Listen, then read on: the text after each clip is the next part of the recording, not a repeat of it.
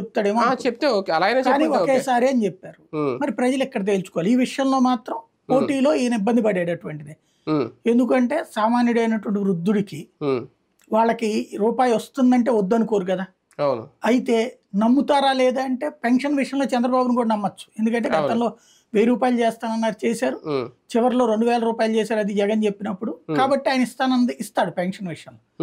కోతలు పెడతారని కూడా అనుకోరు. ఎందుకంటే క్రిందటిసారి అయితే ప్రారంభమే తక్కువ ఇచ్చారు, 39 లక్షల మందికి ఇచ్చారు ఏది వికలాంగులైనా ఇదంతా కూడా. ఆ తర్వాత చివరిలో 52, 53కో చేసుకెళ్ళాడు. ఈయన వచ్చాక 69 దాకా ఇచ్చుకొచ్చాడు.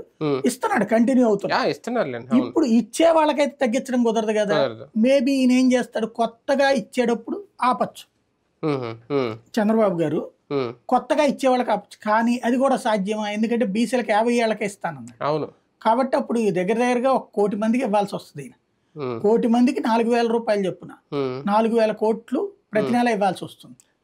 పైగా ఇంకోటి ఏంటంటే ఆయన ఏప్రిల్ నుంచే పెంచుతాం మేము వస్తే, అంటే జూలైలో 3 నెలల డబ్బులు అంటే 7000 రూపాయలు పెంచిన అందుకుంటారు. 4000 కోట్లు నెలకి దానికి పెట్టడానికి సిద్ధపడాలి. పెడతానని చంద్రబాబు అంటున్నారు, ఈయన అంత పెట్టలేని అంటున్నాడు. కాబట్టి జనం పెట్టాల్సిందే అంటారా లేదా ఏంటనేది చూడాలి. జగన్మోహన్ రెడ్డి గారికి వచ్చిన ఆదరణే అంటే మిగిలిన ఎన్నున్నా పక్కన పెట్టినా, ఒకటి సామాజిక పింఛన్ల మీద, అమ్మఒడి మీద, విద్యా దీవెన, విద్యా వసతి దీవెన, వీటి విషయంలో, ఇంకా తర్వాత స్టేజ్లో వాహన మిత్ర ఇవన్నీ